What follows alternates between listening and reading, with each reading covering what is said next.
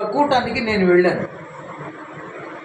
ఒక మంచి భక్తుడు దైవజనుడు ఆయన బోధిస్తూ ఉంటే అప్పుడు డ్యూటీలు చేస్తూ ఉంటే ప్రియమైన వాళ్ళరా, నర్సాపేట నుంచి చిలకలపేట ఆ కూటానికి వెళ్ళాను. రాత్రి ఆ డ్యూటీ దిగేసి సాయంత్రం 7 గంటలప్పుడు వెళ్ళిపోయాను. ఆ సభలో కూర్చొని వాక్యం వింటూ ఉన్నాను. చాలామంది వచ్చారు. మంచి వాక్యం అందిస్తూ ఉన్నాడు, వచనానుసారమైన వాక్యం అందిస్తూ ఉన్నాడు. ప్రతి లేఖనం చూపిస్తూ, బైబిల్ గ్రంథంలో వాక్యాలు చూపిస్తూ, చదివిస్తూ, వాటిని వివరిస్తూ ఉన్నాడు. నేను అనుకున్నాను, ఏంది ఇన్ని వచనాలు చెప్తున్నాడు, ఇన్ని వచనాలా సభలో? ఒక అర్థమయ్యే రీతిగా ఒక కథ చెప్పొచ్చు కదా. ఏమర్థమవుద్ది వీళ్ళకి ఇన్ని వచనాలు చదివితే? వచనానుసారమైన బోధ ఏమర్థమైందని నా మనసులో అనుకుంటున్నప్పుడు నాకు చిన్న కొనుగుపాటు వచ్చింది. అదే సమయంలో అలా అనుకుంటుంటేనే నిద్ర మైకంలాగా వచ్చింది. ఆ నిద్ర మైకం జస్ట్ ఒక సెకండే. ఆ సెకండ్లో నాకేం కనిపించిందంటే తెల్లని ప్లేట్ కనిపిస్తూ ఉంది. ఏం కనిపిస్తూ ఉంది? తెల్లని స్టీల్ ప్లేట్, చక్కటి బాగా శుభ్రంగా ఉన్నటువంటి స్టీల్ ప్లేట్. ఆ స్టీల్ ప్లేట్లో తెల్లని ఆహారం పెడుతున్నాడు. స్తోత్రం. ఏమాహారంట? చక్కటి తెల్లని ఆహారం, కల్తీ లేని ఆహారం పెడుతున్నాడు. కాబట్టి వాక్యానికి విరుద్ధంగా ఏది బోధించినా అది కల్తీ ఆహారమే. ఆహారం మనిషిని జబ్బు చేస్తుంది. ఇప్పుడు చక్కటి మంచి వైట్ రైస్ తింటే మంచిదా, రోజు పలావ్ తింటే మంచిదా? పలావ్ ఏమో మంచి టేస్టీగా ఉంటుంది కదా, రోజు తినబుద్ది అయితే డబ్బులు ఉంటే చాలు, కానీ రోజు తినాలి. అయితే ఈ ఆహారం కంటే ఆహారం జబ్బు చేస్తుంది. ఎక్కువ కాలం తింటే ఎక్కువ దాన్ని మనం తీసుకుంటూ ఉంటే కొద్ది కాలం తర్వాత దానిలో ఎసెన్స్ కలుపుతారు కాబట్టి అది జబ్బు చేసేటువంటి ఆహారం. అదే వైట్ రైస్ అయితే ఎంతకాలమైనా నీకు ఎలాంటి జబ్బు చేయకుండా ఉంటుంది అన్నమాట. అదే తర్వాత ఇలాంటి కలర్స్ రైస్ ఇంకా ఈ మధ్యలో వచ్చినాయి. ఇంకేం ఫాస్ట్ ఫుడ్స్ అంట, ఏంటంట ఎగ్ ఏంటంటారు, ఆయన పేర్లు కూడా రావట్లేదు. ఫ్రైడ్ రైస్, ఆ రైస్, ఈ రైస్ అని ఇవన్నీ ఏం చేస్తాయి? కల్తీ. అవునా? ఆహారానికి వాళ్ళు ఏం చేస్తే ఎసెన్స్ కలుపుతున్నారు, కెమికల్స్ ఏంటంటో కలిపి టేస్టీ వచ్చేటట్టుగా చేస్తారు. అది తింటే మనిషికి జబ్బు చేస్తుందంట. కాబట్టి అలానే వాక్యానికి వేరేది కలిపి ఎవరు ఏమి చెప్పినా అది కల్తీ ఆహారము. అది కొంచెం మాత్రమే నీకు ప్రయోజనం, ఆ తర్వాత నీకు నిష్ప్రయోజనంగా ఉంటుంది, జబ్బు చేస్తుందని అర్థం. నీకు బాధ కలిగిస్తుంది, నిన్ను సత్యంలో నడిపించలేదు. కాబట్టి సత్యవాక్యాన్ని సరిగా ఉపదేశించాలి, వచనానుసారమైన బోధ నేర్చుకోవాలి, వినాలి. మంచి కాపరి గొర్రెల కొరకు చక్కటి మేతను, చక్కటి వాక్యాన్ని, చక్కటి ఆహారాన్ని ఏర్పాటు చేయాలి. కానీ నీ ఇష్టానుసారం నీ సొంత మాటలు, ఏదో మనుషులను మెప్పించేటువంటి మాటలు, కవ్వించే మాటలు, నవ్వించే మాటలు, వాళ్ళు సంతోషించే మాటలు కాకుండా సత్యవాక్యాన్ని సరిగా ఉపదేశించేవారి నిన్ను నువ్వు దేవుని ఎదుట కనపరచుకో తిమోతి అని హెచ్చరిస్తున్నాడు దేవుడు. కాబట్టి మంచి ఆహారాన్ని గొర్రెలకు కదా విశ్వాసులకు అందించేవాడిగా, మేపేవాడిగా ఉండాలని దేవుని వాక్యం. గొర్రెలను మేపవలెను కదా. అయితే ఏం చేస్తారంట వారు, మీరు క్రొవ్విన గొర్రెలను వధించి ఏం చేస్తారంటే వీళ్ళు కొవ్విన గొర్రెలను చెప్పాలి కొవ్విన గొర్రెలను వధించి కొవ్వును తిని బొచ్చును కప్పుకొందురు కానీ గొర్రెలను మేపరు. స్తోత్రం. అర్థమైందా? ఎలా ఉన్నారు ఇప్పుడు కాపరుల యొక్క పరిస్థితులు అలా ఉన్నాయి. అంటే నేనే గొప్పవాడిని చెప్పట్లా, లోకంలో అంతా కూడా ఇదే స్థితిలో వెళ్తున్నారు. క్రొవ్విన వాటిని వధించి ఏం చేస్తారంట? క్రొవ్విన వాటిని వధించి క్రొవ్వును తిని బొచ్చును, అంటే వాటి ద్వారా మేము లబ్ధి పొందాలని ప్రయత్నం చేస్తున్నాం తప్ప స్వచ్ఛత ఏంటో, ఏ ఆహారం పెట్టాలో, ఎలాంటిది విలువైందో అనేటువంటి స్థితి లేకుండా, అంటే స్వార్థముతో కదా పరిచర్య చేస్తున్నారు ఈ కాపరులు. ఈ కాపరులకు శ్రమ అని మాట్లాడతారు. కోసుకొని తింటామంట. ఏం చేస్తాడ? గొర్రెలను కోసుకొని బలిసిన వాటినంట కోసుకొని క్రొవ్వుని బొచ్చుతో కప్పుకుంటాం. అంటే మేము షెల్టర్ తీసుకుంటాం. సేవ చేస్తూ షెల్టర్ కావాలి మాకు, సేవ చేస్తూ ఆహారం కావాలి, మీరే ఆహారం కావాలి మాకు. కాబట్టి జాగ్రత్తగా గొర్రెలు కూడా, విశ్వాసులు కూడా జాగ్రత్తగా వివేచించాలి, జాగ్రత్తగా అడుగులు వేయాలి, సత్యవాక్యాన్ని నేర్చుకోవాలి. ఏం చేయాలంటమ్మా? వాక్యాన్ని చదువుకోవాలి, వాక్యాన్ని ధ్యానించాలి, వాక్యానుసారమైన బోధనే స్వీకరించాలి. మంచి కాపరి యొద్దనే గొర్రెలు ఉండాలి, కానీ ఆ జీతగాడి యొద్ద ఉండకూడదు. జీతగాళ్ళు అంటే ఒక మినిస్ట్రీలో ఉండి వాళ్ళ దగ్గర ఎంతోమంది తీసుకుంటారు. ఒక మినిస్ట్రీలో ఉండే వాళ్ళందరూ జీతగాళ్ళని అర్థం. దేవునికి స్తోత్రం.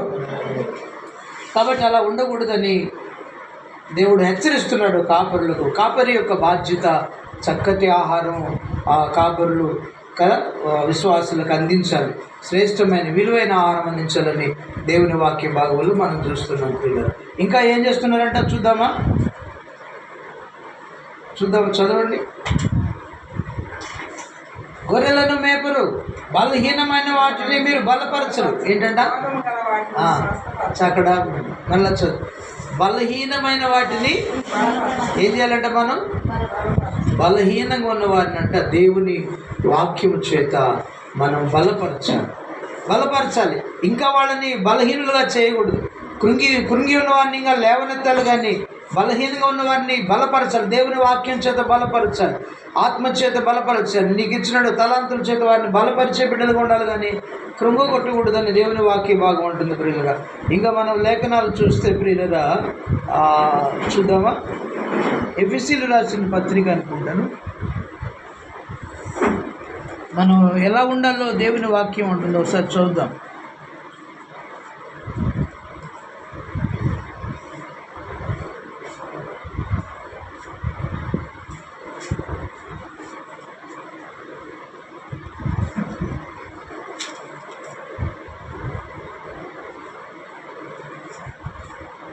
ఇరవై 27 వచనం, క్షమించాలి, 4వ అధ్యాయం 27 వచనం చదువుతారు.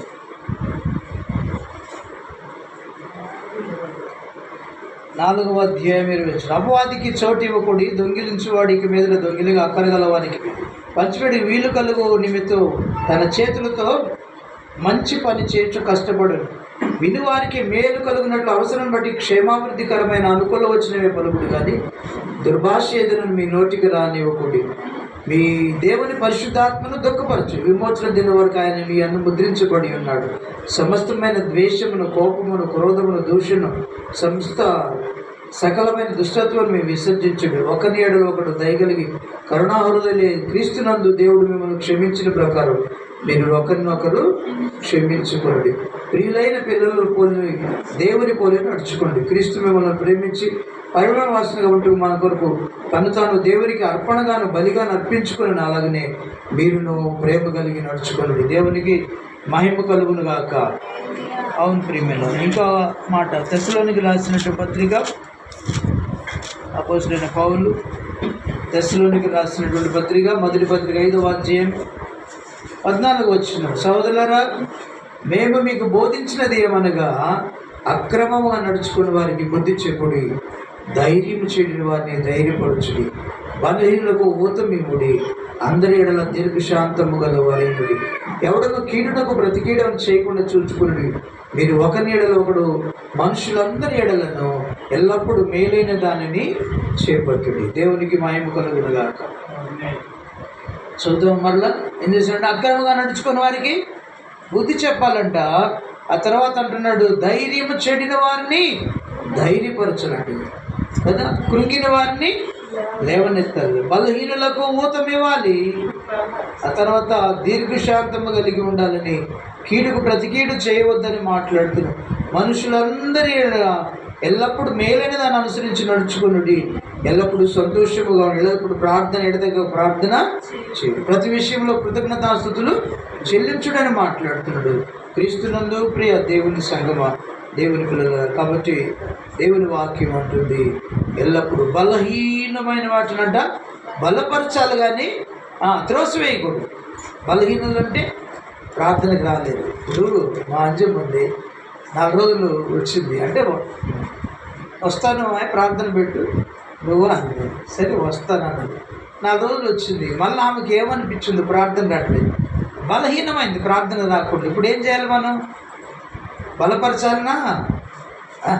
వస్తే ఎంత, రాకపోతే ఎంత అనుకున్నాను కదా. పోయి బలపరిచి సమస్యలు తెలుసుకొని వారి కోసం మనం ప్రార్థించినప్పుడు, వారి బలహీనతల కోసం, బలహీనంగా ఉన్న వారిని దేవుని వాక్యం చెప్పి వాళ్ళని బలపరిచినప్పుడు దేవుని సన్నిధికి రాగలుగుతుంది. కాబట్టి ప్రియమైన వాళ్ళరా, బలహీనులను ఏం చేయాలంట?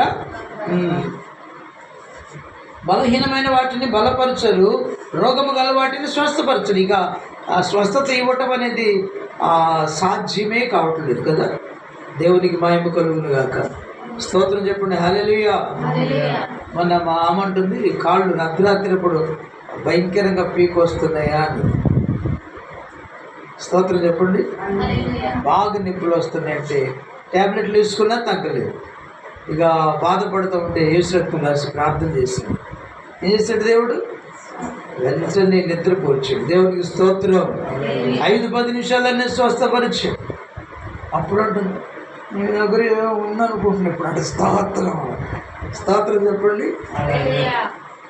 ఏమో లేదు అనుకున్నా కానీ దేవుని వరం ఉంది ఇప్పుడు అంటుంది, 20-25 ఏళ్ళ తర్వాత. స్తోత్రం. ఒక దినాన